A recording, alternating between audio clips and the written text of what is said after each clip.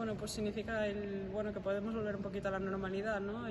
Que los representantes gallegos nos vamos a volver a juntar y ganas de empezar a competir y ver cómo estamos todos los equipos de cara a esta temporada. Bueno, esperamos que MB venga fuerte, ¿no? Que le sirva para preparar a ella su liga y sabemos que está en una categoría superior a la nuestra y a la del resto de los equipos, entonces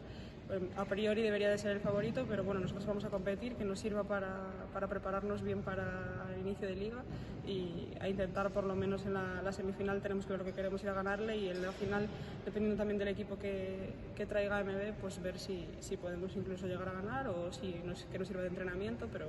a darlo todo. Bueno, los objetivos al principio siempre son difíciles de marcar porque no sabemos el nivel que tienen el resto de los equipos. Tenemos que ver si se han reforzado, si por el contrario han perdido el nivel, pero bueno, nosotras estamos entrenando bastante bien. Veo que el nivel este año quizás ha subido con respecto al grupo del año pasado o que podemos llegar a jugar un poquito mejor y bueno, objetivo el más alto que se puede tener, que es clasificarse para